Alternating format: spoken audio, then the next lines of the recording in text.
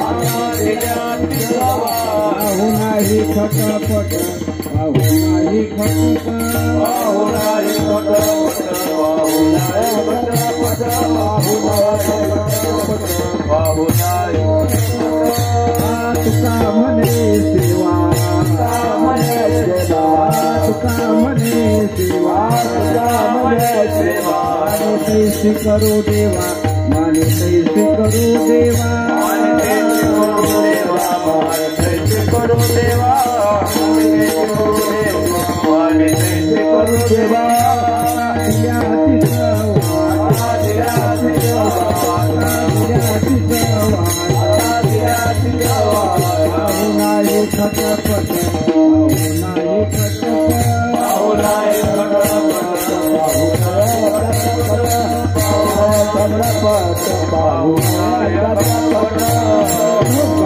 कुमार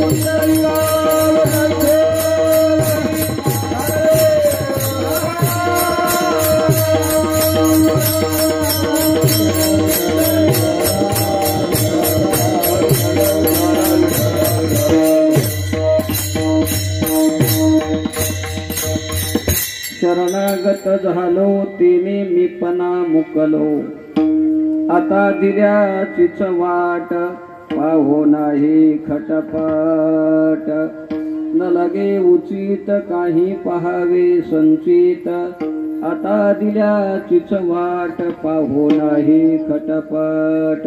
तुका म्हणे सेवा माने तैसी करू देवा, आता दिल्याचीच वाट पाहो नाही खटपट. पांडुरंगा करू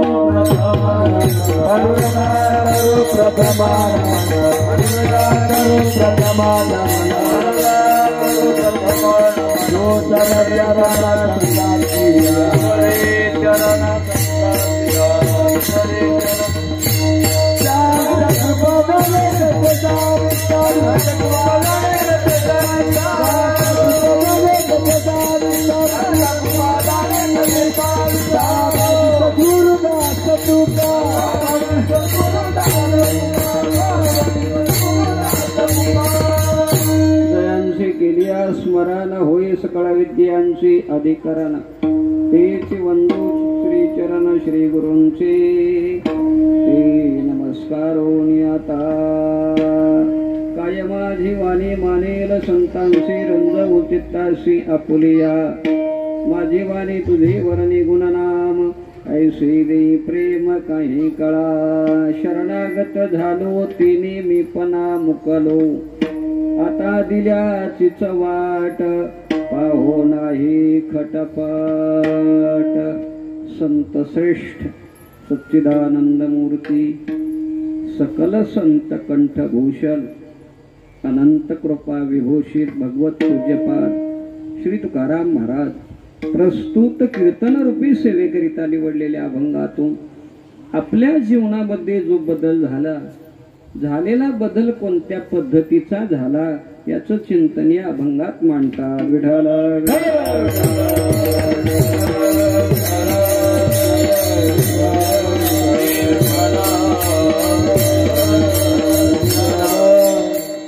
अभंगावरती संकल्पित वेळेमध्ये चिंतन सेवा मांडण्यापूर्वी आपल्या भावठाणा या पुण्य पावन भूमीमध्ये श्री भावनाथाच्या दरबारामध्ये भाविक सज्जनाच्या उपस्थितीमध्ये अनेक वर्षापासून अखंड हरिनाम सप्ताहाची साधना या ठिकाणी संपन्न होती. याही वर्षी हा उत्सव सुरू झाला. या उत्सवामध्ये श्रीराम कथा, काकड आरती, हरिपाठ, संकीर्तनाची सेवा अशी पारमार्थिक साधना या ठिकाणी संपन्न होते आणि या उत्सवातील 4थ्या क्रमांकाची कीर्तनाची सेवा करण्याकरता महाराजांचा एक छोटासा आणि महत्वपूर्ण अभंग सेवेकरिता निवडलेला आहे.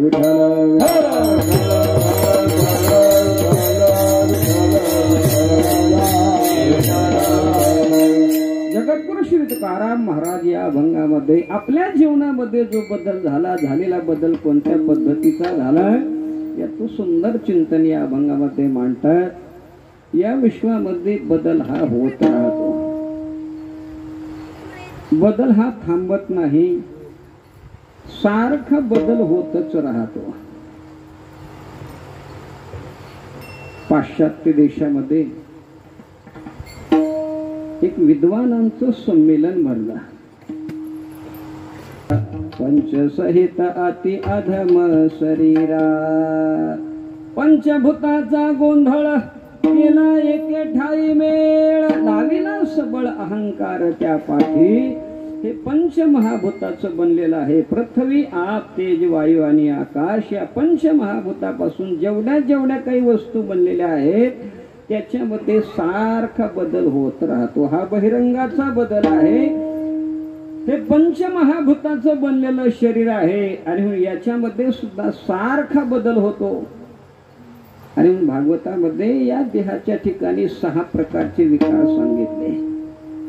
जायते, अस्ति, वर्धते, विपरिणमते, अपक्षीयते आणि विनश्यते. जायते म्हणजे जन्माला येणे, अस्ति म्हणजे त्याचं अस्तित्व असणे, वर्धते म्हणजे वाढ होणे, विपरिणमते म्हणजे परिणाम पावणे, अपक्षीयते म्हणजे क्षीण होणे आणि विनश्यते म्हणजे नाश पावणे. असा 6 प्रकारचा विकार या देहाच्या ठिकाणी होतो. म्हणजे बहिरंगाचा हा जो बदल आहे हा बदल आपोआप होतो, करावा लागत नाही, इच्छा नसली तरी होतो, करावा लागत नाही. बदल सारखा होतच राहतो. आणि हा झालेला बहिरंगाचा बदल माणसाला मंजूर नसतो. काही काळापर्यंत होणारा बदल बरा वाटतो, अनुकूल वाटतो. कुठपर्यंत? आयुष्यरूपी भानू मध्यावर येतो आहे, आला तोपर्यंत हा बदल बरा वाटतो. परंतु आयुष्यरूपी भानू थोडासा उताराला लागला की तिथून पुढे होणारा बदल मात्र माणसाला बरा वाटत नाही, व्हावा वाटत नाही, मंजूर नसतो. या बदलाची सुरुवात कुठून होते? तर या बदलाची सुरुवात कानाच्या जवळचे काळे केस पांढरे व्हायला सुरुवात होते. हा प्रतिकूल वाटणारा बदल आहे. विठ्ठल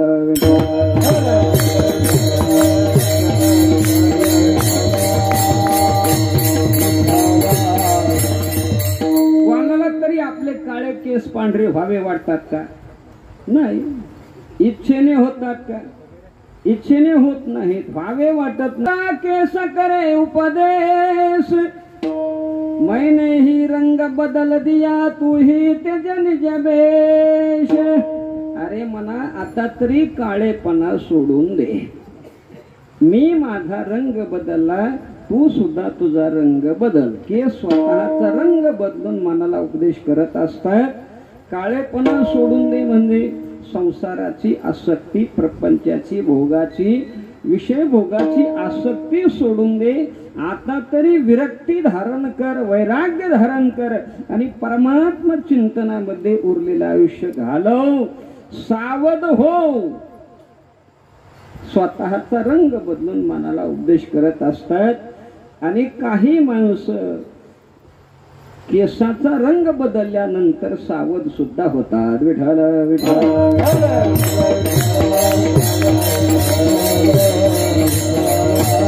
केसाचा रंग बदलणं कशा करता असते? एक प्रकारे ती सूचना असते. जरा कर्णमूळी सांगो आली गोष्टी, मृत्यूची भेटे जवळी आली, मृत्यूची भेटे जवळी आली. जरा कर्णमूळी सांगो आली गोष्टी, मृत्यूची भेटे जवळी आली, मृत्यूची भेटे जवळी आली.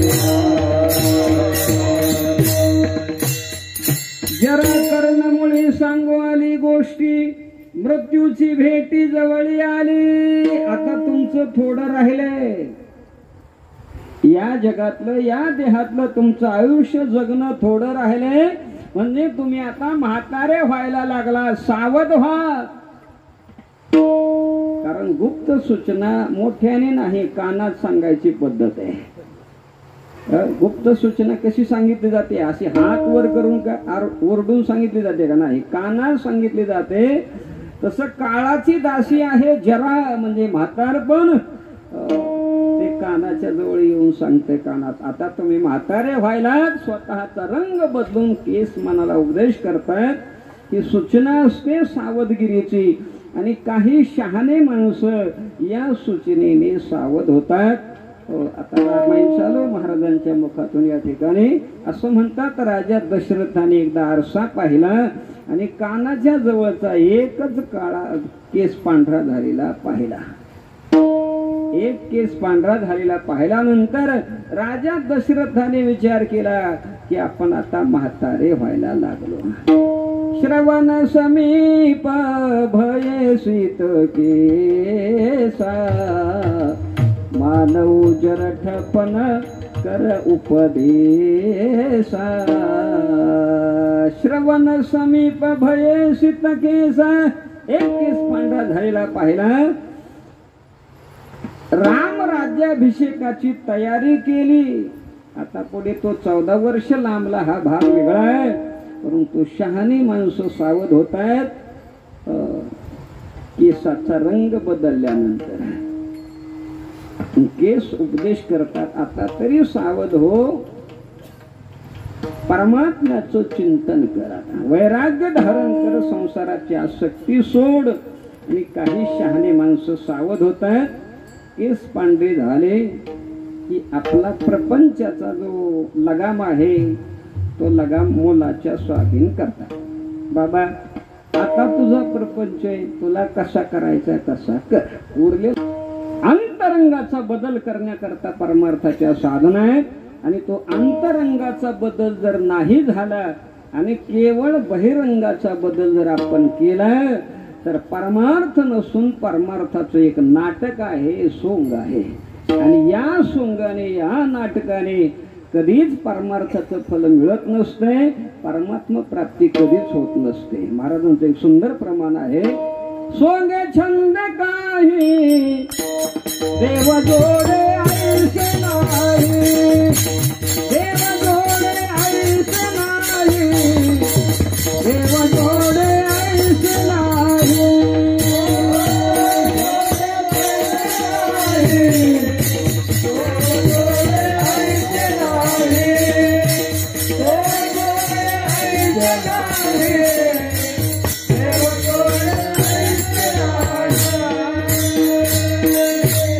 सोंगे छंदे काही देव जोडे आयुष्य नाही. आतला जर बदल नाही झाला आणि केवळ नुसता बाहेरचा बदल केला तर हे नाटक आहे, सोंग आहे. एवढ्याने पदरात काहीच पडत नसते. काही नुसतं नाटक असते. माऊलीने याच्याकरता काही ओव्या खर्च केल्या. 2 ओव्या मी आपल्याला सांगेल. ये रवी तरी पण नुसता आत शुद्ध नसता. बाह्य करणे तो तत्वता विटंबोग. मृत जैसा शृंगारीला गाढव तीर्थी नहानीला. कडू दुधिया माखीला गुळे जैसा. हे वरचं नाटक आहे, सोंग आहे. आतला बदल आवश्यक आहे. परमार्थाच्या सगळ्या साधना आतल्या बदला करता आहेत. मग आतला बदल आपोआप होत नसतो. बाह्य रंगाचा आपोआप होतो. परंतु आतला बदल होण्याकरता काही शक्ती मिळवावी लागते. आणि ती शक्ती मिळवल्यानंतरच मग अंतरंगाचा बदल होतो. कोणती शक्ती मिळवावी लागते? प्राधान्याने 4 प्रकारची शक्ती आहे. त्याच्यापैकी कोणती तरी एक शक्ती मिळवावी लागते. कोणती 4 प्रकारची शक्ती आहे? पहिली आहे कर्माची शक्ती. दुसरी आहे संयमाची शक्ती. तिसरी आहे विचाराची शक्ती. आणि चौथी आहे प्रेमाची शक्ती. अशा 4 शक्तीपैकी कोणती तरी एक शक्ती मिळवावी लागते. आणि मगच अंतरंग जीवनाचा बदल होतो. पहिली आहे कर्माची शक्ती. कर्मयोग. त्याला कर्माची शक्ती म्हणतात. कर्माच्या द्वारे आपल्या जीवनामध्ये शक्ती मिळते आणि त्या शक्तीने अंतरंग जीवनाचा बदल होतो. शास्त्र असं सांगते, नाही कश्चित क्षणमपि जातो तिष्ठत्य कर्मकृत. एक क्षण सुद्धा मनुष्य कर्म केल्या विना राहत नाही. जागृतीत कर्म घडत असेल याच्यात नवल आहे. झोपल्यानंतर सुद्धा कर्म घडते. श्वासोश्वासाच्या रूपाने कर्म चालूच असते. महाराजांचं एक अभंग सगळं चरण सांगत नाही. खोडी चळन मोडविते काडी. पहिले एक शब्द नाही सांगितला, आगताही असं आहे. त्या ठिकाणी बसल्यानंतर सुद्धा माणसं कर्म केल्या विना राहत नाहीत. त्या ठिकाणी सुद्धा कर्म चालूच असते. काड्या मोडतात माणसं. एक क्षण सुद्धा कर्म केल्या विना मनुष्य राहू शकत नाही. झोपेत सुद्धा कर्म चालूच असते. काय कर्म चालू झोपेमध्ये? काही माणसं झोपी गेल्यानंतर दात ओठ खातात, किंचाळतात, ओरडतात. काही माणसं बडबड करतात. काही माणसं जाग्यावरच असं चक्री का पत्ती फिरत राहतात, गोल फिरत राहतात झोपीमध्ये. काही माणसं झोपत असताना पश्चिमेला डोकं, पूर्वेला पाय असतात. उठत असताना पश्चिमेचं डोकं पूर्वेला आणि पूर्वेकडचे पाय पश्चिमेला. असा बदल होतो. आणि काही माणसं झोपत असताना ज्या जागेवर झोपले, उठत असताना त्या जागेवर कधी सापडत नाही. 10-15 फुटावर जाऊन उठतात. हे झोपेतलं कर्म आहे. बाकीचं कर्म जरी नाही काही घडलं तरी निदान श्वासोश्वास तरी चालूच असतो. श्वासोश्वास घेणं हे सुद्धा कर्मच आहे. म्हणजे एक क्षण सुद्धा मनुष्य कर्म केल्या विना राहू शकत नाही. गुरुवारी महाराज सांगत असतात, कीर्तनाला बसल्यानंतर सुद्धा काही माणसाचं कर्म चालूच असते. आता इथं बसायची चांगली व्यवस्था आहे, गाद्या टाकल्यात, परंतु वाळवंटामध्ये कीर्तन असावं. आणि वाळूवरच बसल्यानंतर जर कीर्तन करायला मोठी अडचण असते. काय? पुढीकडच्या स्वरापेक्षा धूम खर्जामध्ये वाजलं पाहिजे. आणि म्हणून 1 तास झालं, अर्धा तास झालं की ती धुमाला लावलेली जी कणिक असते ती कणिक सुकते. आणि मग मृदंग वाजवणारा काय करतो? हातोडीने ती कणिक काढतो आणि दुसरी कणिक लावतो. एखादा मनुष्य जर कर्मप्रधान मनुष्य त्या बाजूला बसलेला असला तर काय करतो? मृदंगाची काढलेली कणिक ती गोळा करतो आणि त्याचा बैल बनवतो. कर्मप्रधान, कर्म केल्या विना मनुष्य एक क्षण सुद्धा राहू शकत नाही. परंतु याच कर्माला जर शास्त्राला विचारून प्रगती पथावरती नेलं तर निष्काम कर्मयोग जीवनामध्ये घडला जातो. अंतरंग जीवनाचा बदल होतो. ही कर्माची शक्ती आहे. राजा जनकाने काय केलं? कर्माच्याच शक्तीच्या द्वारे अंतरंग जीवनाचा बदल केलाय. कर्माची शक्ती मिळवली. आणि राजा जनकाचं भगवद्गीतेमध्ये नाव आहे, कर्म नैव हि संसिद्धी मास्थिता जनकादयः लोकसंग्रह मेवापि संपश्यन कर्तुमर्हसि. तुका म्हणे राजा करिता जनका, म्हणे राजा करिता जनका, अग्नि माझी एक पाव जळे, अग्नि माझी एक पाव जळे.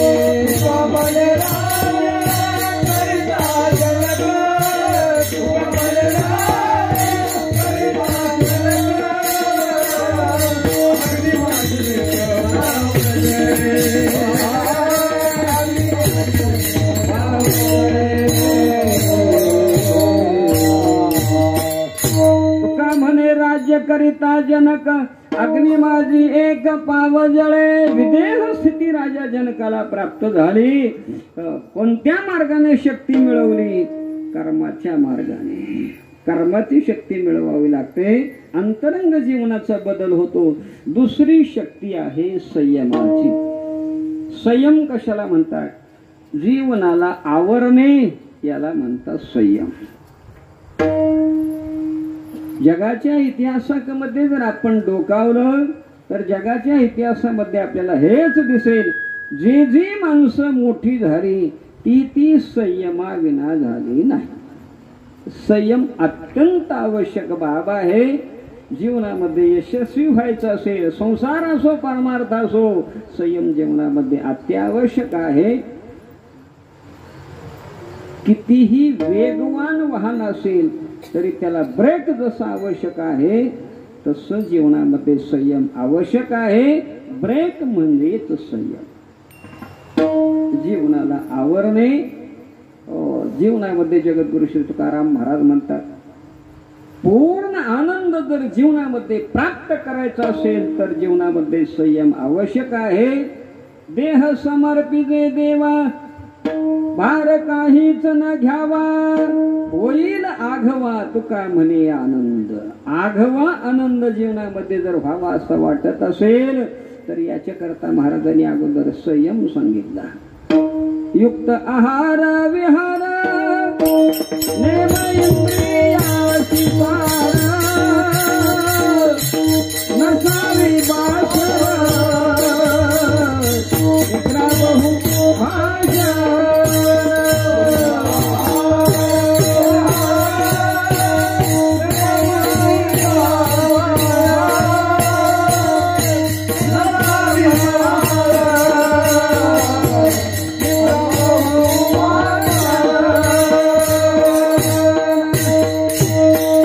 याला संयम म्हणतात. युक्त आहार विहार नियम इंद्रियासी सार, नसावी बासर निद्रा बहु भाषण.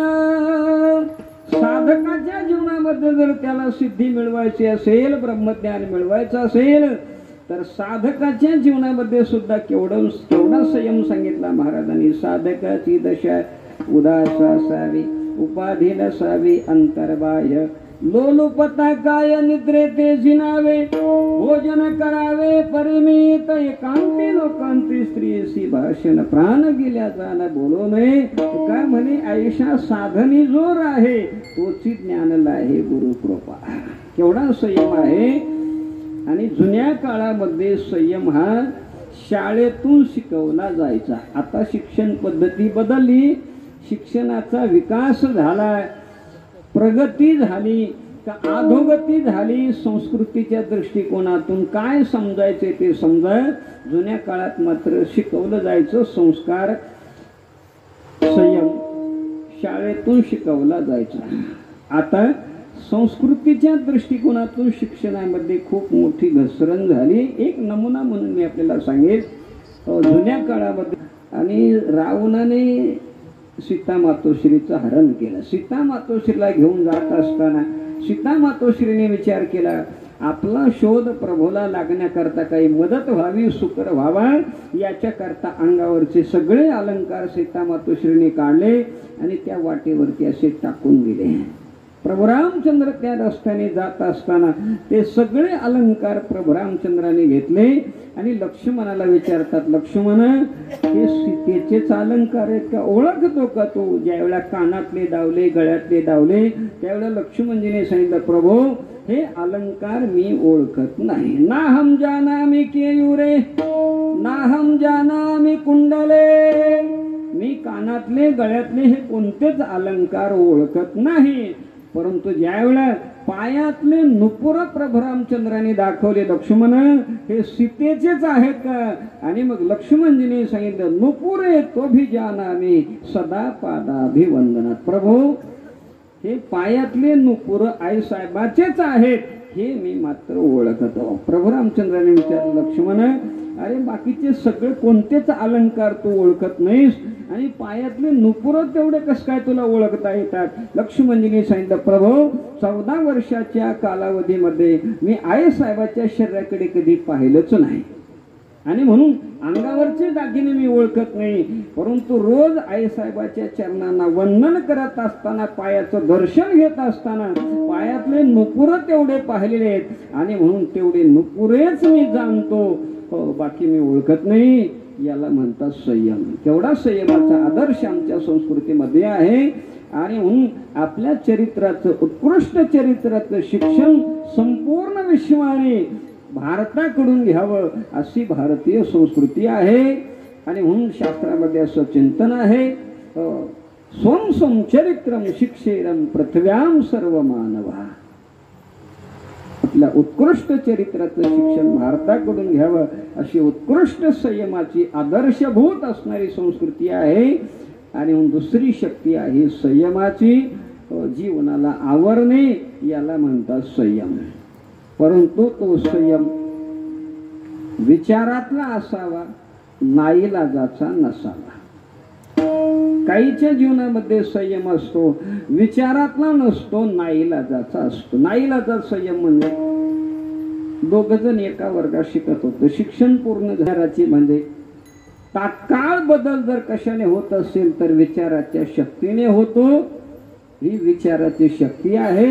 परंतु विचाराचं स्वरूप काय? विचाराच्या शक्तीने अंतरंग जीवनाचा बदल होतो. परंतु विचाराच्या शक्तीचं काय स्वरूप आहे, विचार कसा करावा, तर शास्त्रामध्ये असं सुंदर चिंतन आहे. सदा विचारये तस्मात् जगत जीव परात्मनः, जीव भाव जगत भाव बाधे स्वात्मैव शिष्यजे. तिन्हीचाच विचार करावा, जगाचा, जीवाचा आणि परमात्म्याचा. जगाचा आणि जीवाचा विचार करत करत करत जगाचा आणि जीवाचा विचार संपला जातो. उरतो तो केवळ परमात्म्याचा विचार. आणि त्या परमात्म्याचा विचार करता करता करता ब्रह्मस्थिती जीवनामध्ये प्राप्त होते. अंतरंग जीवनाचा बदल होतो. ही आहे विचाराची शक्ती. आणि चौथी शक्ती आहे प्रेमाची. कोणाचं प्रेम? जडावरचं प्रेम नाही, जीवावरचं प्रेम नाही. आणि जरी जीवावरचं प्रेम असेल तरी जीव म्हणून नाही, देवाची ती भूते म्हणून, भूते म्हणून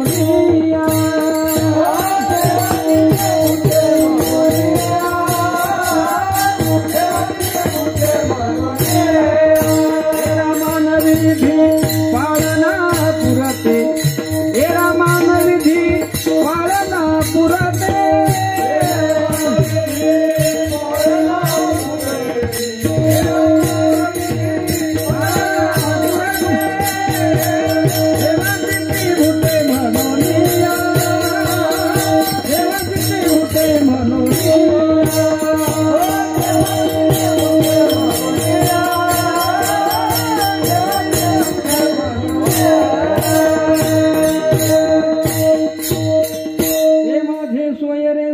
सांगाती पाया आठविती विठोबाचे, येरा मानविधी पाळना पुरते, देवाची ती भूते म्हणून.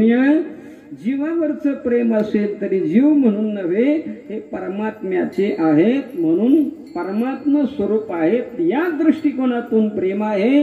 म्हणजे जडावरचं प्रेम नाही, जीवावरचं प्रेम नाही, तर प्रेम एकमेव परमात्म्याचं. परमात्म्यावरचं प्रेम आणि परमात्म्यावरती प्रेम करावं आणि परमात्म्याच्या प्रेमाची शक्ती जीवनामध्ये मिळवावी. ही शक्ती मिळवल्यानंतर अंतरंग जीवनाचा बदल होतो. जगद्गुरु श्री तुकाराम महाराजांनी आपल्या जीवनामध्ये परमात्म्याच्या प्रेमाची शक्ती मिळवली.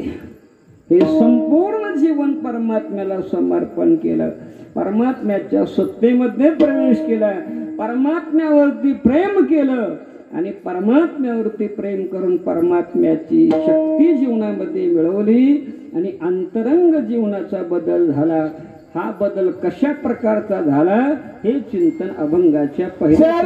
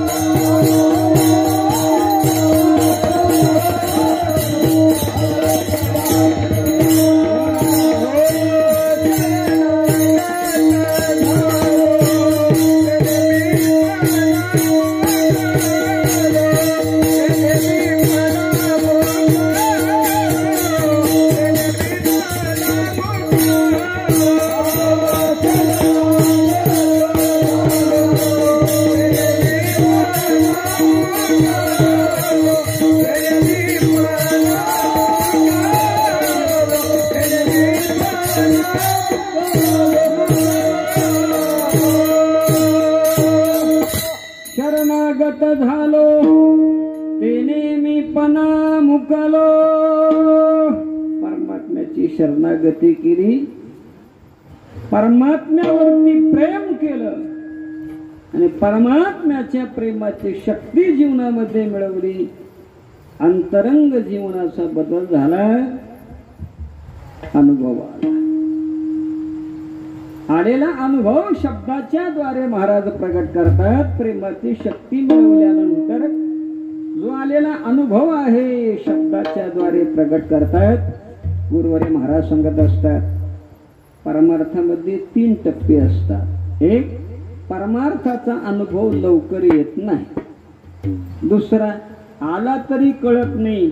आणि तिसरा आहे, कळाला तरी शब्दाच्या द्वारे सांगता येत नाही. असे 3 टप्पे आहे. पहिला टप्पा आहे परमार्थाचा अनुभव लवकर येत नाही, काही कालावधी जावा लागतो. तुका म्हणे नाही चालत तातडी, प्राप्त काळ घडी आल्यावी. असं कधीच होत नाही. पी हळदन हो गोरी. एक मुलगी सावळ्या रंगाची होती, तिचं लग्न फलद्रूप नाही येण्याकरता काही कालावधी जावा लागतो. कालेन परिपच्यन्ते कृषी गर्भादयो यथा तद्वदात्म विचारोपी शने कालेन पच्यते. पंचदशी मध्ये विद्यारण्य स्वामी सांगतात गर्भ कमीत कमी 9 महिने 9 दिवस लागतात पूर्ण होण्याकरता. अपवादात्मक एखादा 7व्या महिन्यात जन्माला येतो, परंतु गर्भ परिपूर्ण होण्याकरता 9 महिने 9 दिवस लागतात. तसं कृषी म्हणजे शेती, कितीही उतावळं पीक असलं तरी कमीत कमी 2.5 महिन्याच्या आत तर कुठलंच येत नाही. 2.5 महिन्याचा तरी कालावधीच लागतो. एक वानराचं टोळकं आंबे खाण्याकरता एका आमराईमध्ये तात्काळ अनुभव येत नाही. जन्मोजन्मी आम्ही बहु पुण्य केले, तेव्हा या विठ्ठले कृपा केली. जन्मच्या जन्म साधना करावी लागते आणि मग परमार्थाचा अनुभव येतो. अनुभव लवकर येत नाही आणि आला तरी कळत नाही. दुसरा टप्पा आहे, जरी अनुभव आला तरी लवकर कळत नाही.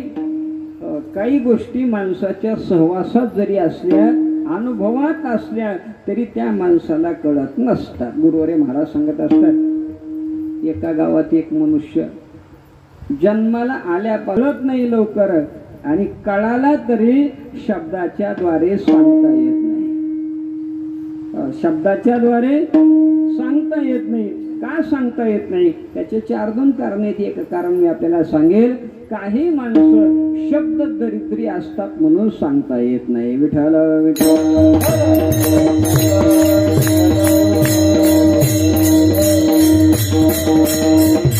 अंतःकरणातले भाव शब्दाच्या द्वारे प्रकट करता येत नाहीत. अंतर गुडगुडा येते किंतु बहिर्वक्तुम न शक्यते. आत खळबळ असते परंतु शब्दाच्या द्वारे सांगता येत नाही. शब्द दरिद्री असतात काही माणसं. एका गावात असं भव्य स्वरूपामध्ये का सांगतात त्याचं कारणच आहे संत महात्मे शब्द दरिद्री नसतात. आम्हा घरी धन शब्दांची तरंगी, आम्हा घरी धन शब्दांची तरंगी, आम्हा घरी धन शब्दांची तरंगी, आम्हा घरी धन शब्दांची तरंगी. यज्ञाची शस्त्रे यज्ञ करू, यज्ञाची शस्त्रे यज्ञ करू, शब्दाची आमुच्या जीवाचे जीवन, शब्दाची आमुच्या जीवाचे जीवन.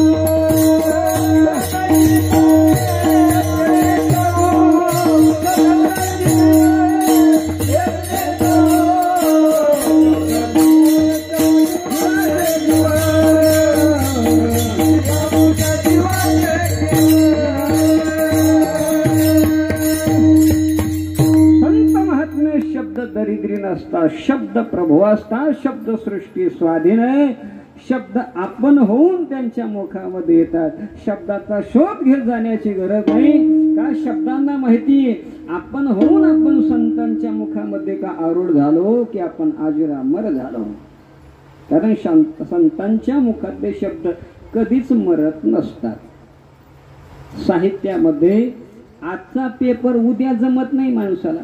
अगोदर तर तारीख बघतात माणसं. वाटतो ना गाथा ज्ञानेश्वरी हे संतांचं जेवढं वाङ्मय आहे मेलय का अजरामर झालं. हे अक्षर अजरामर आहे का संतांनी त्यांचा अंगीकार केलाय. आणि संतांना शब्दाचा शोध घेत जाण्याची गरज नाही. शब्द प्रभू असतात आणि म्हणून आलेला अनुभव शब्दाच्या द्वारे जगद्गुरु श्री तुकाराम महाराज सांगतात शरणागत झालो